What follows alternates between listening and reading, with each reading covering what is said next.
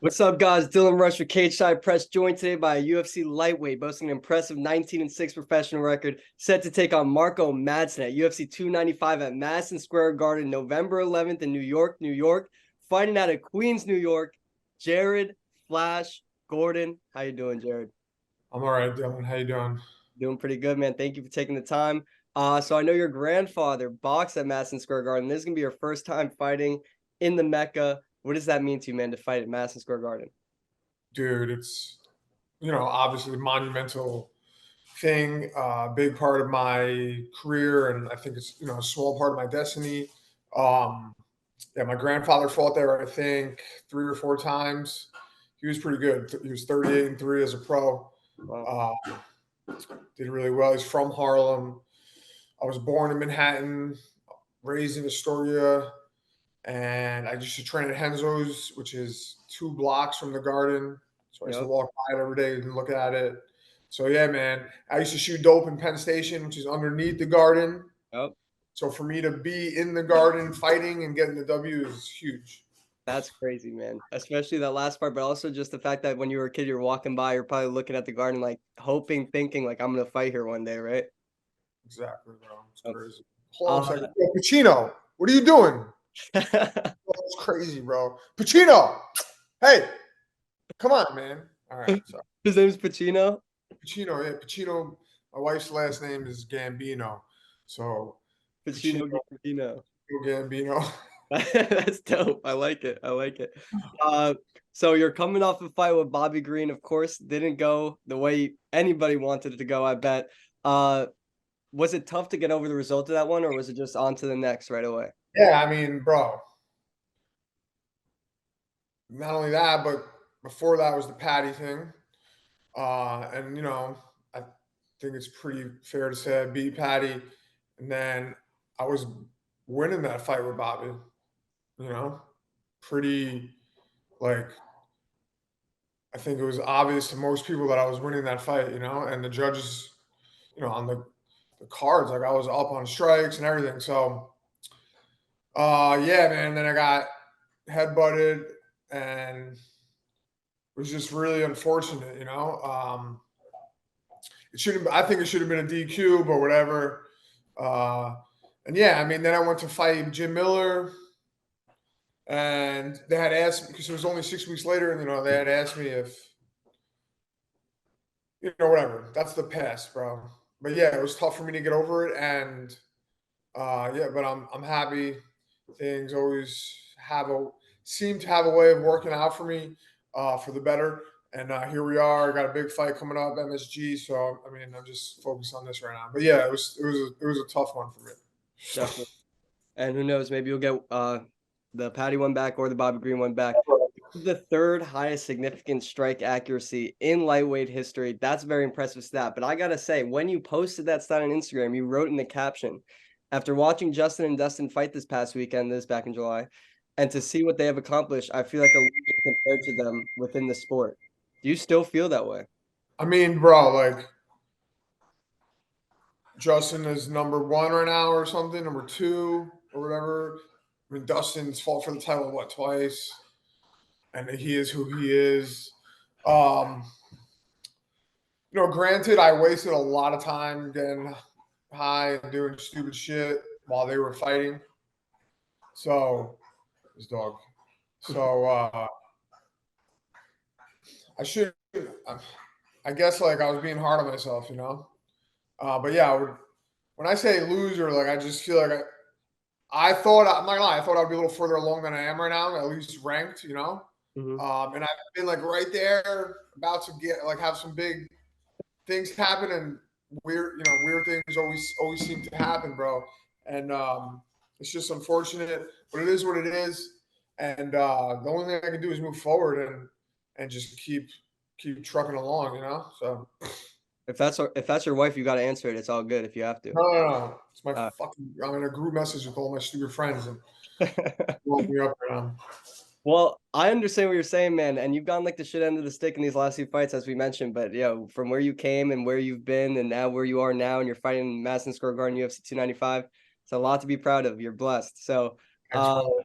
Going into this one, have you decided? I'm sure you have, right? We're 2 weeks out about. Have you decided on a corner? We're gonna see Strout. Yeah. I got Strout, Henry Hooft, and Kami Barzini. I don't know if you know him, but he's been around for a long time. He's cornered some of the greatest fighters, and coached some of the greatest fighters in our sport. So he was at Kill Cliff, and he decided to move on. But yeah, he's always been my guy, and so he's going to be in the corner with us. And him and Henry and Jason love each other, so it's all good. Oh yeah, dope.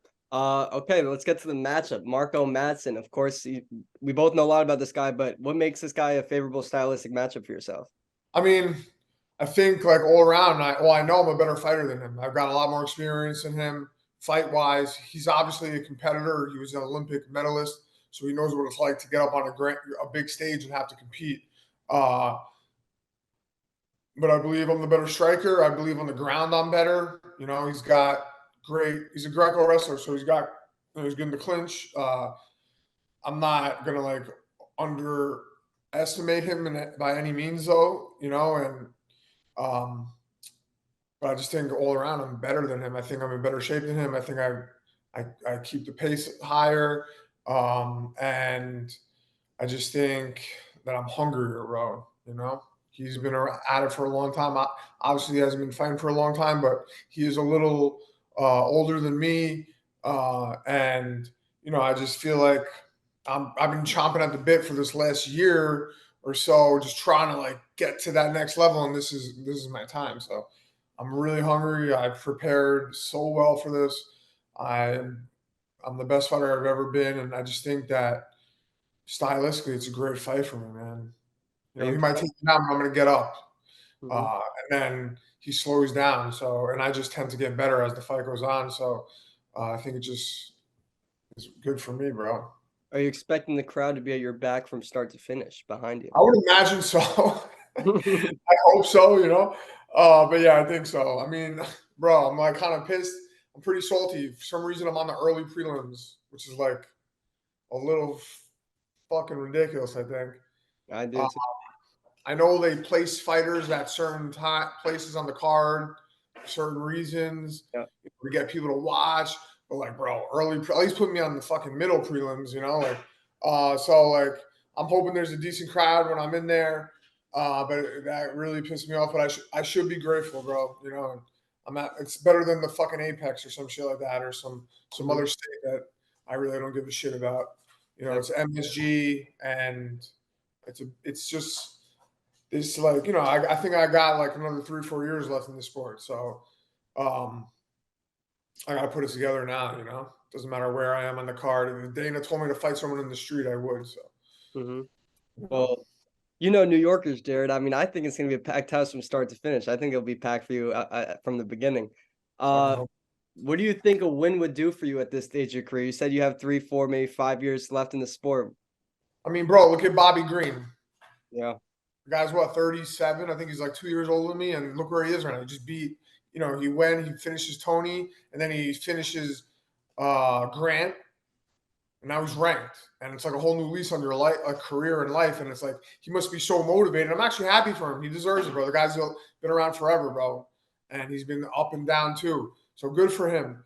Um, but yeah, I mean, bro, one win it could change a lot of things for you. 2 wins, and then all of a sudden you're looking at fighting ranked guys, and that's what I know will happen, and that's always been my plan, and that's what I'm I'm really manifesting. So Definitely.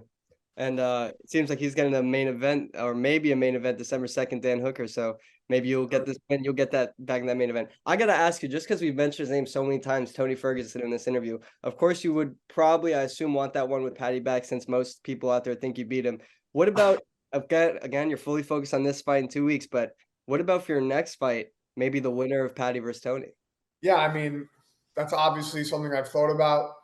Hopefully, one of them is ranked after. I don't know if that's even possible though. Like between the two of them, I think if Patty wins, they might rank him. Oh. If Tony wins, does he get ranked? I don't know. You're on a 6-fight losing streak, so Mhm. um, I mean, yeah, I would fight one of them obviously whoever the winner is. But like, I really want to fight a ranked opponent after this one, you know. So we'll see what happens though. If it makes sense, they want to stick me in a main event against Patty in London, I would do it obviously in a heartbeat, you know, or something like that, or someone in that top 15, man. You know,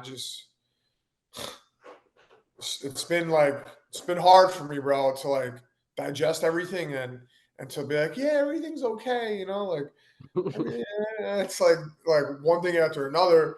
Yeah, But it is what it is, bro. And that's always been my life, though. It's never been a fucking here you go, Jared, on a silver fucking platter like some of these guys. You know, it's never fucking been like that for me with anything. yeah, So you know, when it happens, it will all be for the better. It will, you know, it'll just mean that much more to me. You know. exactly. You'll know that you earned it even more so than maybe the next guy. Yo, what are you doing, man? Digging in my fucking carpet and shit. Some guys think he's digging holes in my fucking living room, bro. I wish I had a Pacino over here to eat this fucking mouse. Uh, I gotta ask you this more serious question. I love what Andre Petrosky said recently. He said he didn't know any drug addicts that got sober and went on to be successful in fighting. He sees you, he gets inspired by you. Countless other people, of course. You probably have people texting you all the time that are inspired by you. What does it mean to be that guy for all these people out there and fighters? I mean, bro, it's what my whole goal has always been is yeah, obviously I want to make a living and being cool, like famous, obvious, you know, that's all like or Mhm. popular, that's all of like the icing on the cake. Uh but like the whole goal is to help other people. No matter what you're doing, that's what your goal should be, right? If you're selfish, like is it really worth it? Or if everything is about you, is it really worth it? I mean, yeah, you want to help your family, but like to help strangers and change the world and change your community is completely different. And that's always been my goal, man. And that's why the bigger platform I have, the higher, the bigger fights that I'm fighting, the better for me. And so I can help others. And that's always, so yeah, of course. So when Andre said that, I was super stoked. It's awesome. I know, I've met Andre a few times and yeah, I mean, I hope that for years to come, I'm an inspiration for people. So. Amen. I feel the same way, man. That's my primary goal and help people. And I don't give a shit about like fame, but like the more my platform grows, the more I could put on for my community and help people. So that's why I want my platform to grow. Uh, what's the best fast food chicken place on a more serious note? Come on, bro. Chick-fil-A, man. Wait, talking to a Ow. former Chick-fil-A employee, baby. You are a Chick-fil-A employee? A former Chick-fil-A employee. Man. Yes, Bro, sir. spicy chicken filet, bro. Spicy Oh chicken. yeah, bro. Come I on. picked up the recipe. I've Uh, never even ate Popeyes, so I wouldn't even know if Popeyes. I mean, there are some other good. Have you ever had Church's Chicken? That's pretty good. Cane's is good. You've been on the West Coast. You've tried Cane's. No, I've never tried that. That's good. I'm also a former Popeyes employee, bro. So like this is right in my wheelhouse. Chicken man. Chicken man. I call my dog Pacino right here. Chicken. Chino's hungry. Say what's up, What's up, Pacino? Damn, that's what is that? German Shepherd, Australian Shepherd? bro. He's a major mutt, dude. Yeah, He's seven. mostly German Shepherd, Malinois. He's got a pit bull in him Oh and yeah. Chow Chow. Look at this guy. We found him on the side of the road with his Chow Chow and Pitbull, bro. It's like two yeah, opposites. he was 3 pounds, right? Yeah, what's that right there? What's that silver thing behind him? That is a jukebox, bro. Oh, that's dope. That's my father-in-law who's not alive. That's his jukebox from the 50s. Bro, that's awesome. Yeah, he's a gangster, bro. Mr. Gambino. That's actually him right here in this picture in Queens. Is he Uh, driving? that's the guy. He owns that company. So that's Oh, Jack Anthony Gambino. See, it says Jag. yep, Uh, yep. 20 years old in that picture, bro. He owned his own company. He was a real, Hell, the real deal. yes, sir. All right, I got five. Well, let me get to this question first. This is a random question. I've never asked anybody this. If you can't think of anything, don't sweat it. I'm gonna push it up. What's one change you'd make to the UFC? Anything that you could think of? Bro. Um, you really want to ask us what one change I would make? Get fucking real judges. How about that? That's a good change. Some fucking old guy who was watching boxing since like 1962. Yeah. Yep. I don't even, we don't have to get into it, but I don't even like the 10-9, man. I feel like there has to be some better way to score this than to just do what boxing is. It seems Oh, easy to me. yeah, it's retarded. I mean, all right, I got five. Well, usually I do five yes or no questions. This isn't yes or no. This is just New York based, five simple, quick questions. Then I got one more thing. I'm gonna let you go. All right. All So, right. number one, favorite Sopranos character. Oh, Chrissy, for sure, bro. Really? Yeah, man. Come on, dude. He was the Sylvia. best character. I mean, Tony obviously is like, but Chris was my favorite, dude. Okay, I respect it. Favorite neighborhood in New York City. I mean, bro, I gotta say Astoria, but Outside of that. uh, outside of it, I would say it's a tough question, man. It's a really outside of it. Hey, relax. Uh, maybe like the Lower East Side. Okay, that's Lower good. East Side. I love it down there. You got a favorite pizzeria in New York City? Oh, um, Lombardi's. It's my I've spot. heard of that, but I don't know where that is. Where is that? Little Italy, bro. Oh I yeah? think it's on Mott Street. Yeah, really good, bro. It's the first pizzeria ever in America. Yeah. What? My Really? friend, the first pizzeria ever in America. My friend owns it. His name is John Brescio. Um, I gotta. older guy. I met him through a friend. I know where Mott Street is. I gotta check that place out. Oh, yeah, it's really good, bro. I like this place that I've just been going to since I started working at Astoria called Napoli's. I don't know if you've heard of it. Oh, Napoli's is good. Have you ever been to Rizzo's on Steinway? Yeah, yeah. Bro, fire. Alba's Pizza on Ditmars is fucking great. Yeah, there's a lot of. I mean, bro, it's New York. So No, much of good food there, course, of bro. course. My grandma's name is Rizzo, so I had to try that Rizzo's place out. Favorite New York sports team? Ugh, they all suck, bro. Yeah, they do all suck. I mean, Giants. I used to love the Giants, but I can't watch the NFL because of bullshit political reasons. Uh, but I mean, yeah, I mean, if I guess the Yankees, man. Last the New York ones. Do you have a favorite musician from New York? Favorite musician from New York. I mean, dude, there's a lot. Yeah. Um,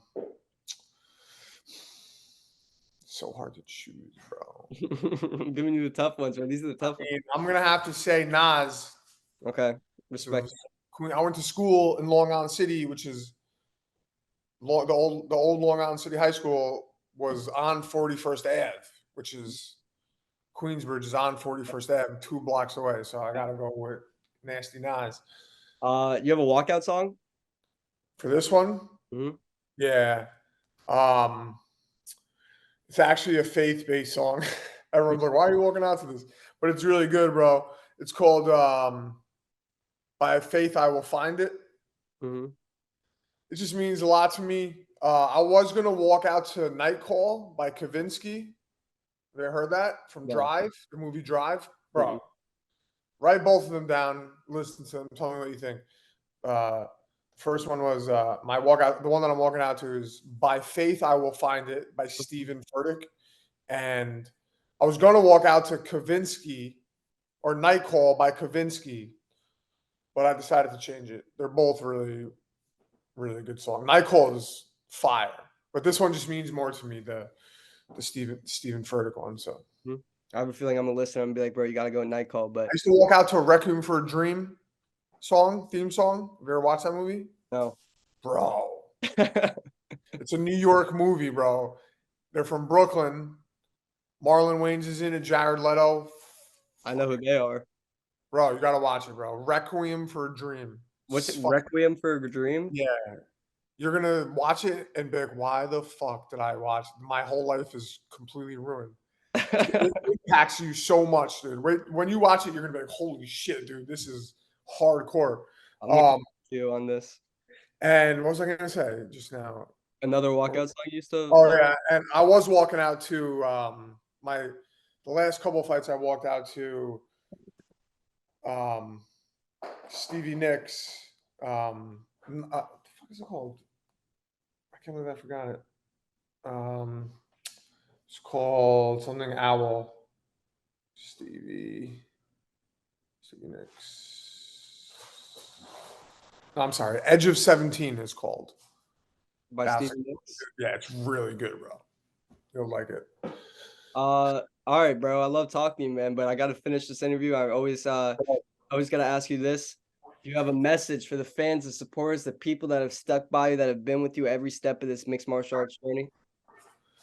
Thank you just for always being here, always supporting. Best is yet to come. Oh yeah. Shout out to Pacino. I'll see you in New York, man. All right, brother. Be Good good. Thank luck. you. Peace Thank you. out.